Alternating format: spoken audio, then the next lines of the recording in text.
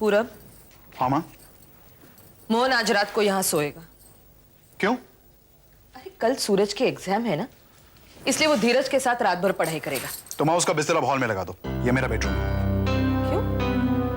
आज रात को मोहन यहाँ सोएगा तो कौन सी आफत आ जाएगी? आफत? आफत तो आ गई माँ। आज मेरा बेडरूम ले लिया, कल इस पूरे घर पे कब्जा कर लेगा। उसके बारे में ऐसा कभी सोचो भी मत। मोहन ऐसा लड़का नहीं है। मोहन कैसा लड़का ये तुम नहीं जानती माँ। उसकी भोली सूरत में मत जाओ। एक दिन ये सब हासिल करने के लिए वो ये भी कह सकता है कि पापा की असली बीवी रामपुर में है और ये जो मीता है उसके बाप की रखैल है।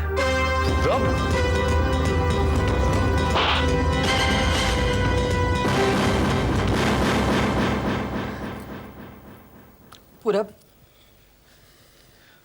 पूरब, पूरब, पूरब प्लीज मेरी बात तो सुनो। पूरब,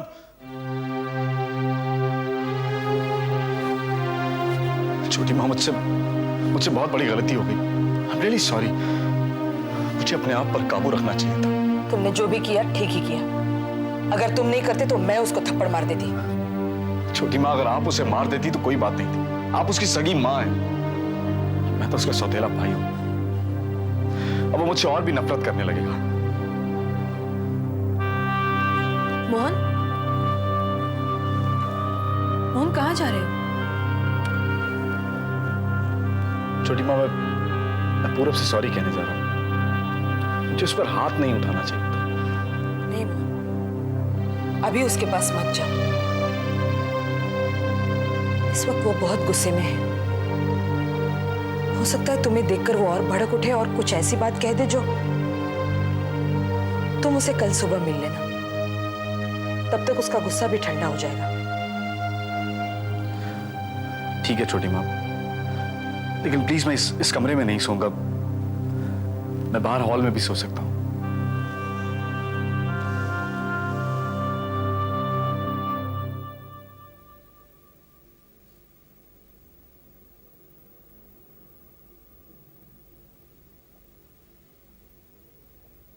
हे भगवान, कितनी देर तक मेरे सब्र का इम्तिहान लेते रहोगे?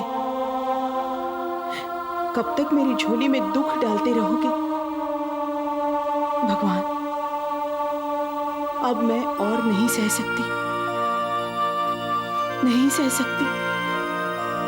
अब मुझ पर और जुल्म ना करो, मेरा और इम्तिहान ना लो।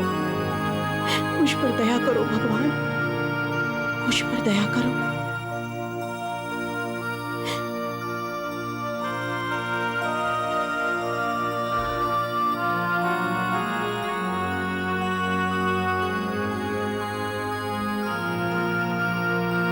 गौरी, लो बेटा, प्रसाद लो।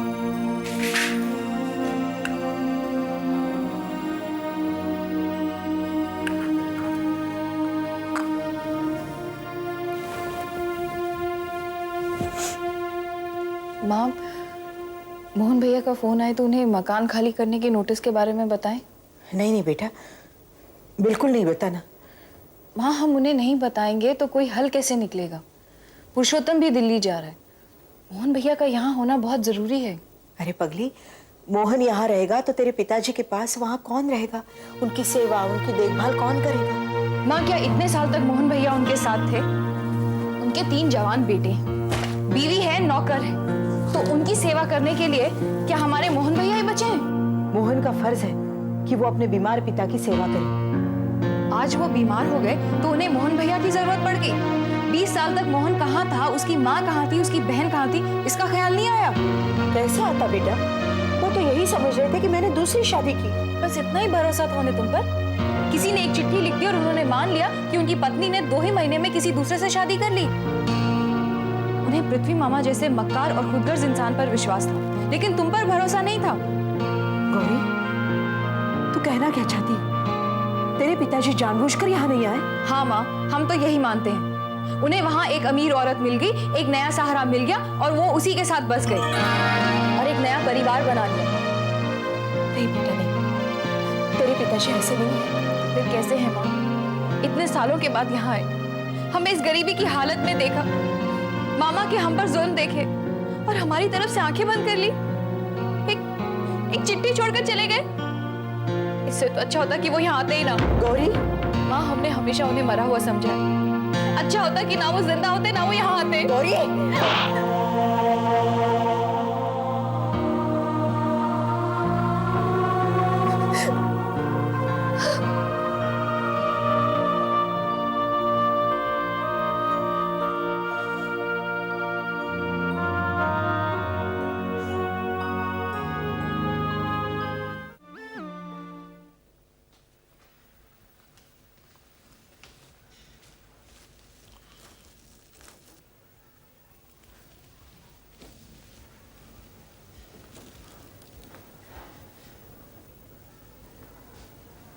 राधा,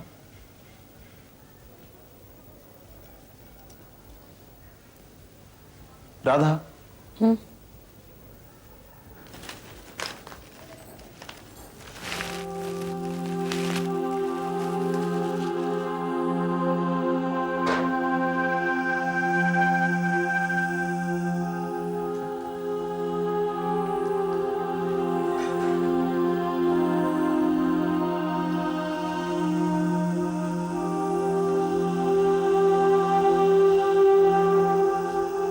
राधा, मैं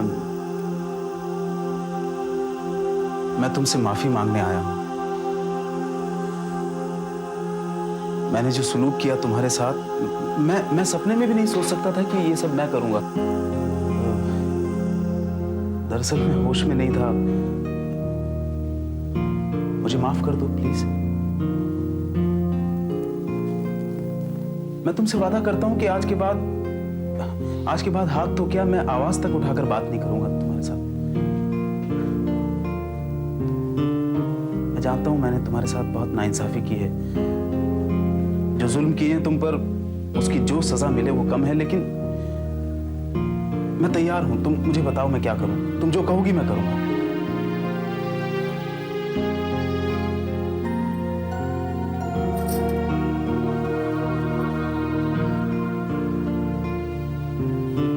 तुम सच कह रहे हो धनराज? बिल्कुल सच कह रहा हूं राधा, बिल्कुल सच कह रहा हूं।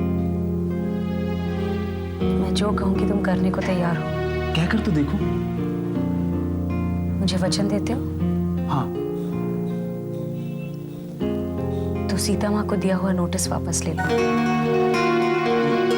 क्या कह रही हो तुम? देखो धनराज, मैं ये बात इसलिए नहीं कह रही हूँ क्योंकि वो मोहन की माँ है। मैं ऐसा इसलिए कह रही हूँ क्योंकि वो मेरी भी माँ है। मेरे माँ के गुजर जाने के बाद से सीता माँ ने ही मुझे पाला है।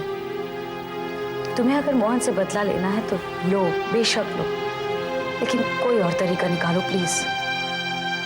इस तरह सीता माँ को बेघर मत करो। लेकिन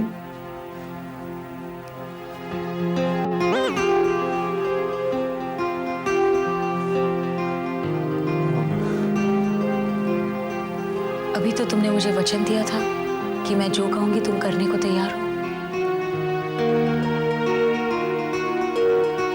हाँ?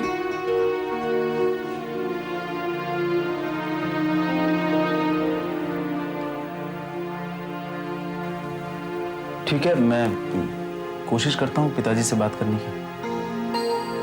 धनराज, मुझे विश्वास है कि तुम अगर सच्चे दिल से कोशिश करोगे तो पिताजी जरूर मान जाएंगे।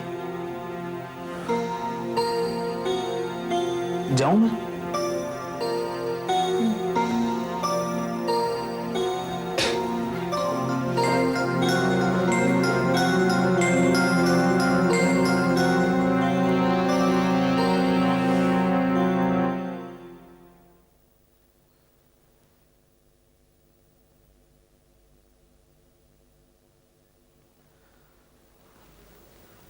बुरा, मैं तुमसे बात करना चाहता हूँ। मुझे तुमसे कोई बात नहीं करनी। बुरा प्लीज, देखो कल जो कुछ भी हुआ मैं उसके लिए माफी मांगना चाहता हूँ। मैं अपने आप पर काबू नहीं रख सका। I am really sorry for that. वाह, एक तरफ तो मेरी माँ की चापलूसी करने के लिए उसके सामने तुम मुझे थप्पड़ मारते हो, फिर जब वो सामने नहीं होती तो मुझसे माफी मांगने आते हो। अच्छा है, अच्छी चाल, लेकिन मैं बेवकूफ नहीं हूं, सब समझता हूं। पूरा प्लीज, देखो तुम खुद ही सोचो कि मैं ऐसा करने की कोशिश क्यों करूं। ये बात सही है कि मैं अपने आप पर काबू नहीं रख सका, क्योंकि तुमने छोटी माँ के लिए जो लफ्ज इस्तेमाल किए वो मुझसे बर्दाश्त नहीं हुए। लेकिन इसका मतलब ये नहीं है कि मैं तुम्हारे जज्बात की कदर नहीं करता। देखो मोहन, ये सब बेकार की बातें कहीं और जाके करना। जब तुम इस घर में आए थे मैं तभी समझ गया तो तुम इस घर के लिए कोई प्रॉब्लम लेकर आए हो। एक तो तुमने आते ही झूठ बोला कि तुम माँ के भांजे हो। जब तुम्हारा वही झूठ पकड़ा गया तो कौन विश्वास करेगा तुम पर? पूरा वो झूठ मैंने छोटी माँ के कहने पर बोला था, लेकिन अब जो मैं तुमसे कह रहा हूं उसमें कोई झूठ नहीं। झूठ है या सच, इसका फैसला तो बहुत जल्द हो जाएगा। लेकिन एक बात का ख्याल रखना कि मेरे और मेरे भाई के किसी हक को तुमने छीनने की कोशिश की तो ये तुम्हारे लिए अच्छा नहीं होगा।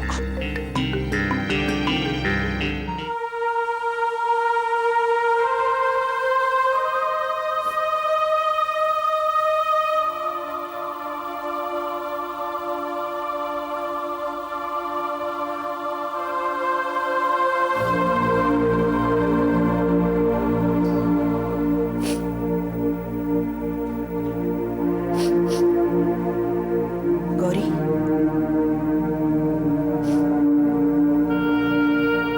गौरी मुझे माफ कर दे बेटा। मैंने बहुत बड़ी गलती की है। जवान बेटी पर कोई हाथ उठाता है? मैंने बहुत बड़ा पाप किया है बेटा। नहीं माँ, तुमने कोई पाप नहीं किया। पाप तो हमसे हुआ है जो हमने अपने पिता के बारे में ऐसी बातें बोली। हम जानते हैं माँ, आप उन्हें इंसान नहीं देवता मानकर पूजती हैं और हमने उनके लिए ऐसे शब्द कहे। हमें माफ कर दीजिए माँ, हमें माफ कर दीजिए। हम फिर कभी ऐसे नहीं बोलेंगे। चुप हो जा बेटा, चुप हो जा। देख देख, गलती तेरी भी है और मेरी भी। हाँ?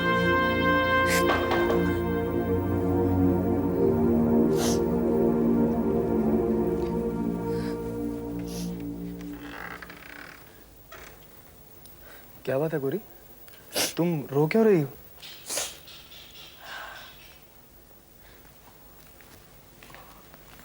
माँ जी, आप दोनों ही परेशान दिख रही हैं।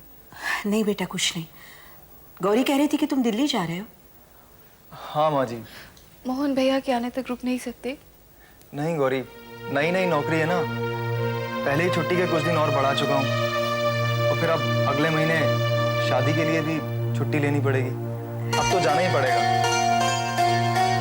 हाँ बेटा, पहले काम बाद में घर गृहस्थी। आज ही जा रहे हो? हाँ माँ जी, आज ही जाना पड़ेगा। माँ जी, मेरी पिताजी से उस नोटिस के बारे में बात हुई थी। वो कहने लगे कि अगर कोई कानूनी कार्रवाई करनी पड़ेगी तो वो मदद करेंगे। आप चिंता ना करें। मोहन कब आ रहा है माँ जी? बस जल्दी आ जाएगा।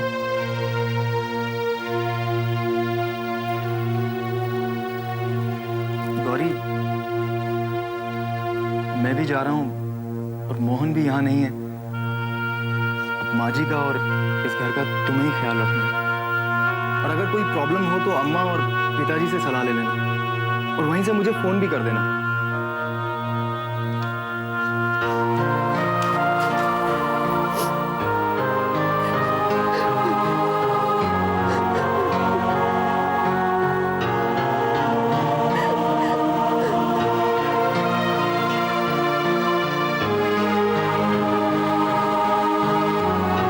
अच्छा माँ जी, मैं चलता हूँ। खुश रहो बेटा।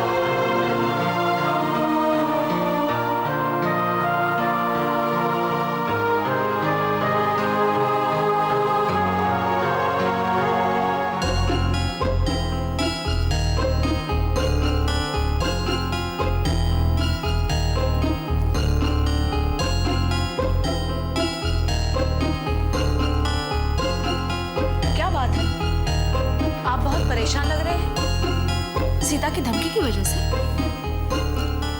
क्या है दुलारी, सीता कभी कोई ऐसी बात नहीं कहती जिसे वो पूरा नहीं कर सकती। आप क्या समझते हैं वो सचमुच 30 दिन बाद इस घर में आ जाएगी? हाँ, आ भी सकती, क्योंकि उसने हमसे जो कहा है कि हम उसे घर से नहीं निकाल सकते। जरूर इस बात के पीछे उसके पास ऐसा कोई राज है जिससे हम वाकिफ नहीं। वो तो उसने सिर्फ आपको डराने के लिए कहा, वो यहाँ कभी नहीं आएगी।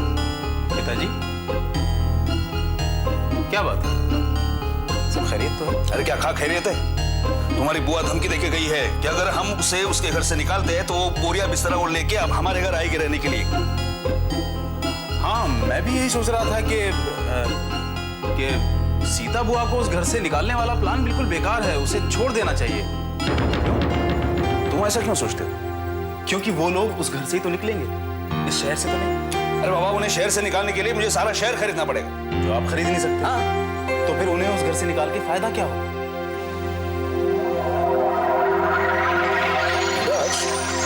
तुम अभी राधा से मिलके यहाँ आ रहे हो? हाँ जी। कहीं ये पट्टी तुम्हें राधा ने तो नहीं पढ़ाई? पिताजी, आप क्या समझते हैं कि वो मेरे सामने मोहन और उसकी माँ की बात करेगी? एक बार अपनी हड्डियां तोड़वा चुकी है वो। ये बात भी सही है। गौरी और पुरुषोत्तम की शादी होने वाली है। तो शादी के बाद गौरी चली जाएगी पुरुषोत्तम के साथ दिल्ली। और मोहन अब भी बंबई में अपने बाप के पास है। और कुछ दिनों बाद सीता बुआ भी वहां चली जाएगी।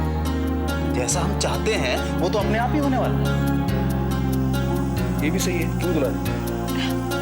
कुछ दिन और मेरी ट्रेनिंग में रहा तो बहुत कुछ सीख जाएगा। आपका आशीर्वाद है।